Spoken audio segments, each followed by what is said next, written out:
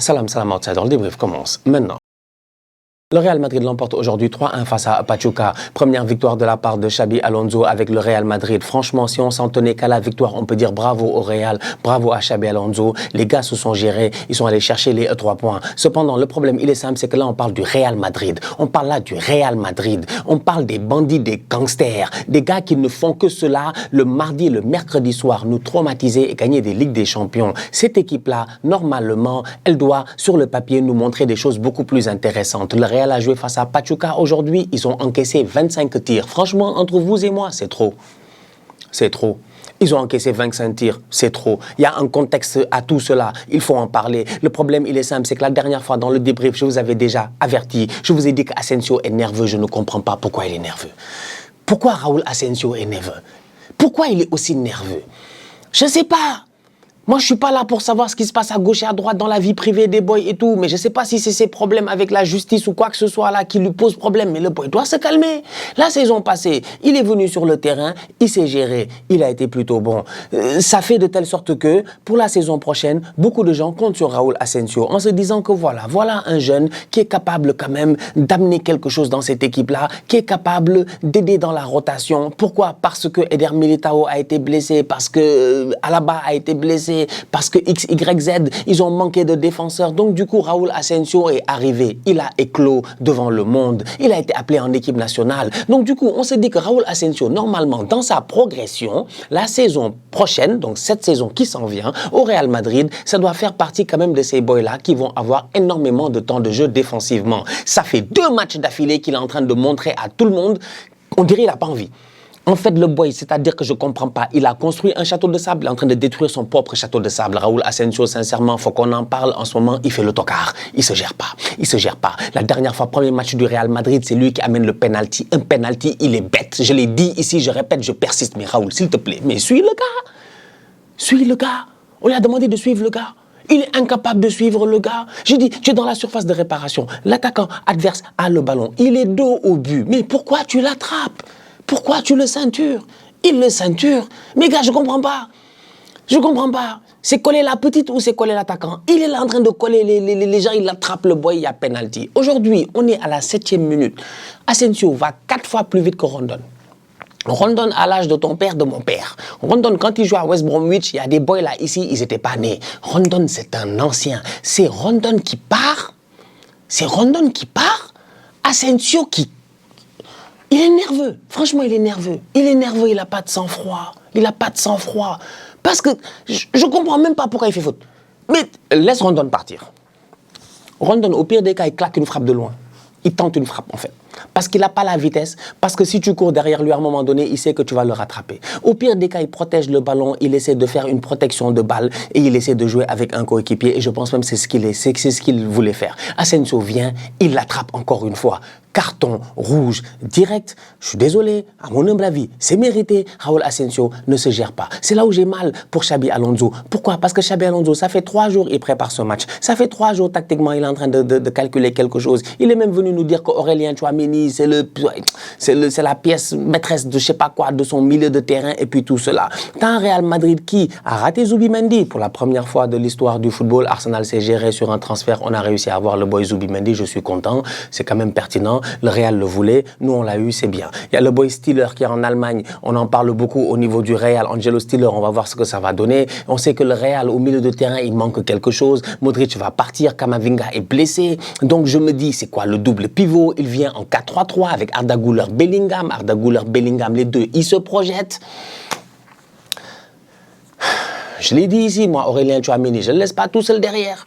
D'ailleurs, la preuve, quand Asensio sort, Tchouaméni va où? En défense centrale. La dernière fois, je l'ai dit dans le débrief, je vous ai dit que, et je n'arrête pas de le dire, j'ai dit que moi, Tchouaméni, je veux le voir en défense centrale, quoi. Parce que Tchouaméni en défense centrale, je sais qu'il va se gérer, et je sais que s'il a le jeu en face de lui, il va être beaucoup plus calme, beaucoup plus posé et tout. Je ne dis pas que c'est un joueur qui n'est pas calme et tout cela, mais j'ai l'impression peut-être que même si lui, ça ne lui plaît pas, c'est peut-être un poste qui lui irait très très bien au niveau du Real Madrid. Donc Xabi Alonso vient, il essaie de faire des des essais tactiques. Ça sert à ça, la Coupe du Monde des clubs. Si tu essaies pas maintenant, tu vas essayer quand? Tu vas pas attendre que la saison commence pour aller faire des essais, je dis bien, à Barcelone ou à Séville. Donc, les essais, tu les fais maintenant. Tu arrives avec un milieu de terrain, même pas tu as eu le temps de jouer 2 minutes avec le milieu de terrain, tu as un tocard en défense, il prend un carton rouge, tu es obligé de tout changer, de tout chambouler. Non, franchement, j'ai regardé Xabi Alonso, j'ai dit non, mon gars, franchement, tes débuts au Real Madrid, ils sont pas très simples et j'ai l'impression que les boys ne sont pas en train de te, comment on dit ça, de te faciliter la tâche. Donc, du coup, tu as Asensio qui prend un carton rouge, le Real joue à 10 contre 11 pendant tout le match, depuis la 7e minute. Ils encaissent 25 tirs. C'est normal, mais c'est trop.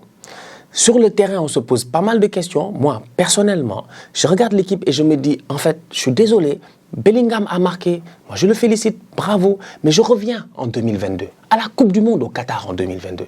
Quand Gareth Southgate, le coach de l'Angleterre, était en train de tergiverser ici sur la composition de son milieu de terrain, entre les Henderson, les Declan Rice et les Bellingham. Quand on voyait qu'au milieu de terrain, il y avait saturation, quand on disait que Bellingham, franchement, malgré tout son apport offensif, malgré tous les buts qu'il marque, franchement, le Real a assez de joueurs offensifs aujourd'hui pour que le travail devant il soit fait. Bellingham, je suis désolé, le Real, pour moi, à mon humble avis, le 4-3-3 n'est peut-être pas la meilleure solution. Un 4-2-3-1 avec un double pivot serait peut-être plus intéressant. Avoir Jude Bellingham dans un double pivot avec Aurélien Tchouaméni, avec Fede Valverde, je pense que ça c'est pertinent. Mais il faudrait que Bellingham il accepte son rôle. Declan Rice, quand tu le mets à Arsenal et qu'il se met à se projeter, il claque des buts. Merino, tu le mets à Arsenal, tu le mets en pointe, il claque des buts. Mais c'est des boys que franchement, dans la construction de l'équipe, ça fait du sens d'avoir Thomas Partey, Declan Rice, et puis, comment il s'appelle, Martin Odegaard, et que chacun respecte son rôle, et que le numéro 8 soit un numéro 8. Et en plus de ça, Bellingham, il est technique, il est fort, il sait jouer au football. Au Real, aujourd'hui, tu regardes et tu te dis, mais en fait, il y a beaucoup d'intensité, mais il y a des fois la technique au milieu de terrain, elle manque un tout petit peu, alors que Bellingham, il peut les soulager avec cela. Je suis convaincu qu'il peut les soulager avec cela. Jude, je sais que tu veux marquer des buts, je sais que tu es un buteur et machin, je sais que ta célébration, elle est importante pour toi et tout cela, mais à un moment donné, sincèrement, la célébration, il faut la mettre de côté et peut-être se mettre au service du collectif. Aujourd'hui, j'ai trouvé Bellingham très intéressant, mais plus le match avançait, je dis bien, plus le match avançait, plus je regardais cette équipe du Real Madrid là, et plus dans ma tête, ça tournait en me disant, mais attends, si Camavinga revient et que tu fais Camavinga, Bellingham, ouais, en double pivot, peut-être ça peut être pertinent. Si tu fais Camavinga, Tchouaméni, ça peut être pertinent. Parce que si tu fais Valverde, peut-être Valverde et puis Tchouaméni, tu te dis, ça peut être pertinent, mais bon, tu commences à manquer un tout petit peu peut-être de technique, de créativité et puis tout cela. Donc il y a quelques petits détails. Ça ne veut pas dire que les boys sont nuls. Parce que tu dis ça, ils vont dire, ouais, non, c'est-à-dire que... Non, c'est pas que les boys sont nuls, non. C'est qu'on cherche un tout petit peu un équilibre dans cette équipe du Real-là. Aujourd'hui, quand j'ai vu le Real jouer face à Pachuca, même si Pachuca, ils étaient à 11. Le Real, on sait tous qu'ils tapent Pachuca any day, anytime. Ils les ont déjà tapés ici il n'y a même pas longtemps cette saison.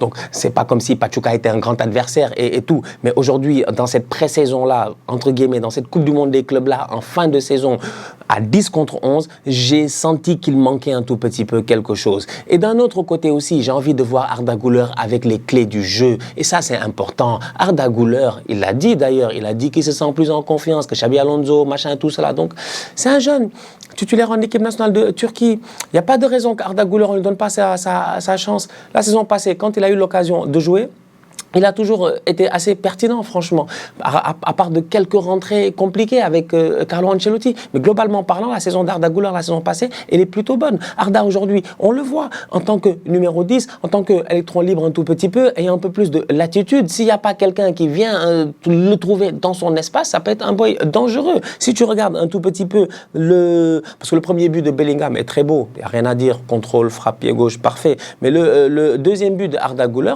je trouve que c'est un très très beau but, tu vois, très intéressant. D'ailleurs, c'est là où tu vois le petit Garcia, un attaquant pertinent, un attaquant que, franchement, en cette pré-saison, pour moi, la Coupe du Monde des clubs, excusez-moi, dans ma tête, c'est une pré-saison, c'est pour ça que j'arrête pas de dire dans cette pré-saison. Le boy Garcia, là, il est pertinent. Il est sorti à la 45e, malheureusement, à 10 contre 11. Je pense qu'il a voulu faire rentrer Brahim Diaz, peut-être parce que tu te dis, est-ce que tu as vraiment besoin d'un attaquant de pointe? Tu mènes 2-0 avant la mi-temps, tu as peut-être envie de garder le contrôle du jeu au milieu de terrain, surtout qu'on voyait qu'ils n'avaient pas le contrôle contrôle du jeu. La plupart des fois, c'était un tout petit peu compliqué. Brahim Diaz, il vient, il ramène un tout petit peu cela. Mais globalement parlant, le petit Garcia, c'est quoi son prénom d'ailleurs lui? Gonzalo Garcia. Gonzalo Garcia, moi j'ai beaucoup aimé. Parce que le petit, il joue simple en fait. Il n'essaie pas de faire des choses qu'on ne lui a pas demandé. Il n'essaie pas de surfaire, tu vois. Cette petite remise-là en pivot pour Arda Güler, fallait le faire. Il n'a pas été égoïste. Il y en a qui auraient contrôlé, qui auraient essayé de faire un crochet, de frapper pied gauche, qui auraient essayé de contrôler, de frapper pied droit. Ils auraient tenté quelque chose, tu vois. Mais lui, il a vu Arda Güler venir. Il lui a fait la remise et Arda Güler a claqué son but. Franchement, un très très beau but de la part du Real Madrid. Ça montre encore une fois que c'est le Real Madrid. Même quand ils jouent mal, la dernière fois, on l'a vu, ils sont capables en quelques passes de te traumatiser. C'est la raison pour laquelle je dis aujourd'hui que dans cette équipe, il faut de l'équilibre. Parce qu'offensivement parlant, on se rend compte qu'il y a assez de buteurs. Il y a vraiment assez de joueurs offensivement qui peuvent marquer. Et Mbappé n'est même pas encore là. Le Kicks, il a la fièvre. Il a 40 degrés de fièvre apparemment à Los Angeles. Je ne sais pas où, il est couché là-bas. Kylian, c'est comment? Kylian, on t'a donné les tisanes? Donnez-lui les tisanes, miel, citron, gingembre, les vraies tisanes, je dis bien. Je sais pas quelle fièvre il a le Kicks. J'espère qu'on aura l'occasion de le voir d'ici la fin de la compétition. Mais c'est pour dire, Kylian Mbappé n'est même pas encore là. Et offensivement parlant, le Real est une équipe qui normalement va claquer des buts. Et ça, c'est le rôle de Mbappé. Donc derrière, dans cet équilibre-là, je me dis, mais il y a moyen d'avoir un double pivot dans un 4-2-3-1, un double pivot Bellingham avec Tchouaméni, Arda Güler en numéro 10, Bellingham qui fait le piston, le box-to-box, il peut se projeter quand il veut, mais ça dépend de l'adversaire. Va falloir gérer un tout petit peu son volume de jeu, mais il y a moyen d'avoir quelque chose là-bas de super intéressant. Garcia, je ne misais pas beaucoup sur lui, mais je pense que là, vu la manière dont c'est parti, il y a moyen peut-être qu'il devienne la doublure de Kylian Mbappé. En tout cas, on va voir d'ici la fin du mercato. Rodrigo. Il est où Rodrigo d'ailleurs? Rodrigo, je ne l'ai pas vu aujourd'hui. Il était sur le banc durant tout le match. Mais Rodrigo à Arsenal, c'est quelque chose sur lequel je pense nous tous, en tout cas nous tous, moi j'espère toujours. J'espère que Rodrigo ira à Arsenal. Je l'ai dit la dernière fois, il est le premier à sortir à chaque fois. Il faut respecter le soldat Rodrigo. Peut-être qu'il n'y a pas assez de respect pour Rodrigo au niveau du Real. Moi, ça m'arrangerait. Mais bref, j'aimerais bien voir Rodrigo à Arsenal. Aujourd'hui, il n'a pas joué. C'est Fede Valverde qui a joué un tout petit peu sur le côté. Peut-être qu'il est en train d'essayer d'anticiper et de protéger Trent Alexander-Arnold. En parlant de Trent Alexander-Arnold, il fait un match relativement correct. Il fait une pré-passe décisive. Ça, c'est lui qui donne le ballon à Gonzalo Garcia pour que Gonzalo Garcia donne le ballon à Arda Güler. Il fait une pré-passe décisive.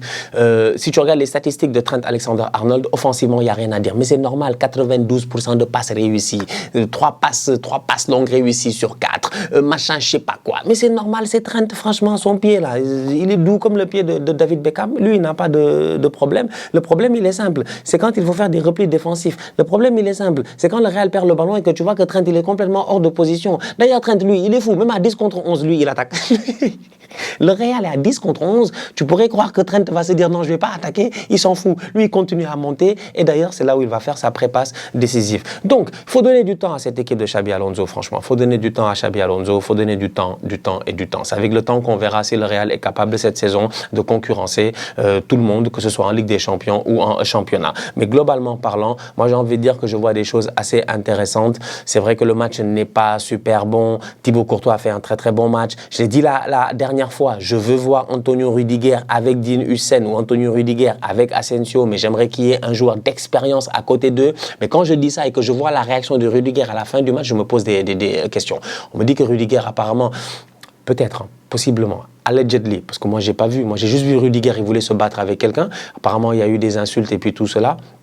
Je ne sais pas ce qui s'est passé, mais Rudiger est un joueur qui est très bon, qui a beaucoup d'expérience et je pense qu'il peut accompagner ces jeunes-là, tu vois. C'est important qu'il accompagne ces jeunes-là. Maintenant, en termes de tempérament, ces derniers temps, le Antonio, il est très très chaud. La dernière fois qu'on s'en est rappelé de lui en championnat, je ne sais pas si vous vous rappelez, il voulait taper l'arbitre. Il a pris un carton rouge, il voulait taper l'arbitre là, en fin de saison en Liga et puis tout.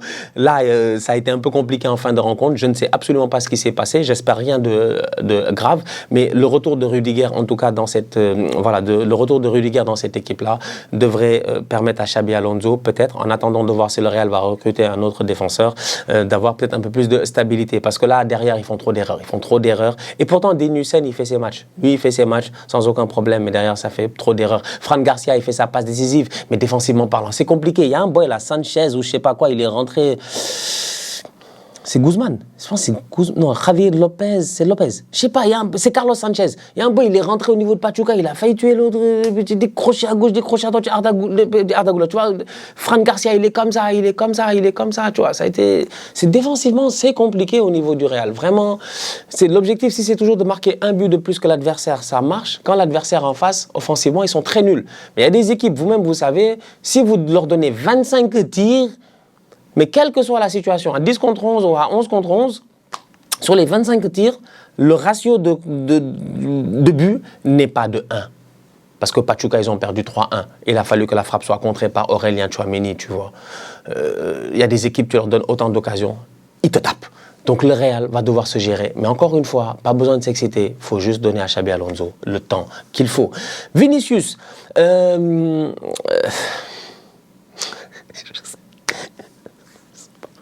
Je sais pas. Vini, je sais pas.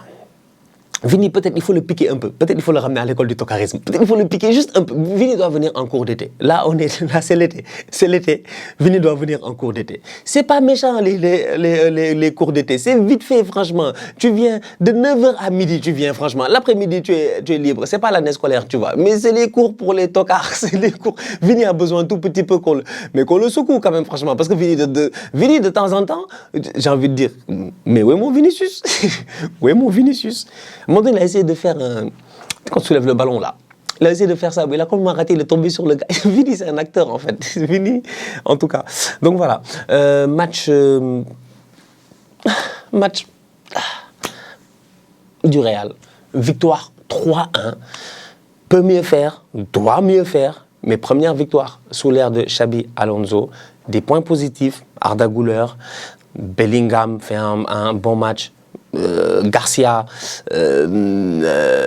d'ailleurs le troisième but de Valverde, j'ai beaucoup aimé, je pense que c'est une passe de Brahim Diaz et tout, fait des Valverde comme d'habitude, lui tu peux compter sur lui, tu vois, c'est beaucoup de volume, beaucoup d'envie, capitaine, tu vois, tu peux compter sur lui pour mener ces hommes qui viennent claquer ce troisième but. Thibaut Courtois, toujours aussi impérial, toujours aussi dangereux, il aurait mérité son clean sheet vu le match qu'il a fait. Malheureusement, il n'a pas eu de chance. Ce ballon a été contré, ce qui donne à Pachuca un but. Mais ouais, globalement parlant, j'ai envie de dire que Xabi Alonso a encore du travail à faire. Mais ce n'était que son deuxième match. Attendons encore une fois avant de les juger. C'est le Real Madrid. C'est une des rares équipes, moi, franchement. Je ne vais pas sauter en besogne et venir commencer à dire tout de suite, ouais, ils ne se gèrent pas, c'est les tocards, machin, tout ça. Ils vont gagner la Ligue des Champions en juin prochain. On va avoir mal à la tête. Moi, je me méfie d'eux. Mbappé n'est pas encore là. Ils n'ont pas fini leur mercato. Bellingham, il finit sa Coupe du Monde des clubs. Il va se faire opérer. Il revient peut-être encore plus au top de sa forme. Xabi Alonso va trouver cet équilibre-là parce que je pense que, en fait, Xabi Alonso lui-même, c'est un milieu de terrain. Il sait qu'il a des lacunes au milieu de terrain. C'est clair. C'est clair, c'est une question de profil. Je ne vais pas vous mentir, c'est une question de profil. Il faut des boys créatifs, il faut des boys dangereux. Là, en ce moment-là, c'est presque les mêmes profils. Valverde, Camavinga, Tchouaméni, tu sors pas trop en fait du cadre. Peut-être Camavinga encore une fois, parce que Kama, franchement, quand il était à Rennes, et même Kama, de temps en temps, il fait des trucs incroyables, tu vois. Peut-être Eduardo, tu peux te dire qu'il y a Camavinga, si Xabi Alonso de retour de blessure, le pique un peu et tout, il peut t'amener voilà, cette créativité-là. Mais après le départ de Luka Modric, quand même, je me dis, il va falloir que les boys, ils se gèrent. Donc voilà. On va voir ce que ça va donner. J'ai hâte de voir la suite de la compétition. Ça avance petit à petit. J'ai hâte de voir ces équipes-là jouer aussi contre d'autres équipes un peu plus de leur calibre pour que ce soit plus compliqué. Mais aujourd'hui, à 10 contre 11, le Real s'en est sorti. Et le Real s'en est bien sorti, comme d'hab. C'est-à-dire qu'ils ont gagné le match. Ils ont gagné le match. Et Asensio doit se gérer. La famille, on se capte très bientôt pour une nouvelle vidéo. D'ici là, continuez à liker, continuez à partager. On s'abonne. On est ensemble, on reste en santé. C'est toujours le plus important. Tous outsiders.